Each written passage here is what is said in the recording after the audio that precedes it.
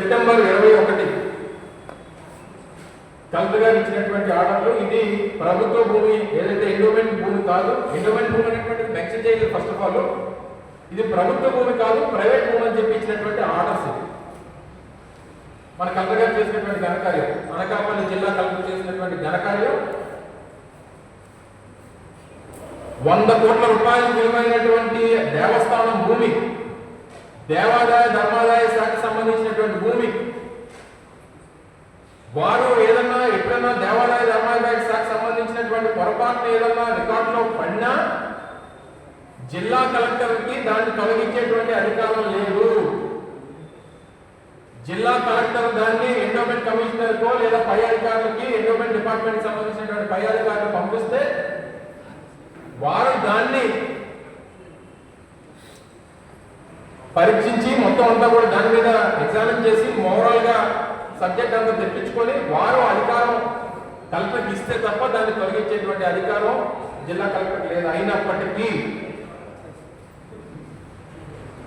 ఇందులో కోట్లాది రూపాయలు చేతులు మారాయి. ఇందులో ప్రధాన ముద్దాయి జిల్లా కలెక్టర్ అనకాపల్లి. వారు ఈ ప్రభుత్వ భూమిని, ఈ దేవాదాయ భూమిని, ప్రభుత్వం ఆధీనంలో ఉన్నటువంటి దేవాదాయ ధర్మాదాయ శాఖలో ఉన్నటువంటి 100 కోట్ల రూపాయలు విలువైనటువంటి ఈ భూమిని ప్రైవేట్ వ్యక్తులకు దారాదత్తం చేసినటువంటి కాపీ ఇది. ఇంత పెద్ద ఎత్తున ఇది ఇందాక నేను చెప్పినట్టు 1915లో ఎవరైతే ఈ దూరి కామమ్మ అనేటువంటి వారు డొనేట్ చేశారు. 1915 డాక్యుమెంట్ ఇది.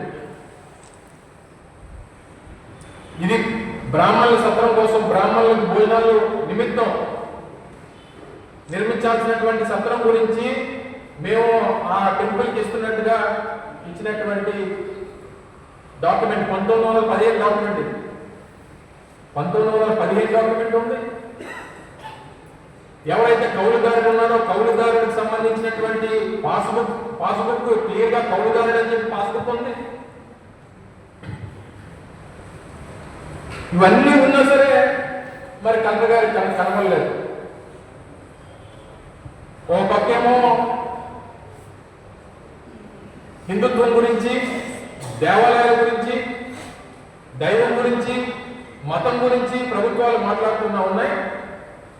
ఓ పక్కేమో దేవుడి భూములు కైంకర్యం అయిపోతా ఉన్నాయి.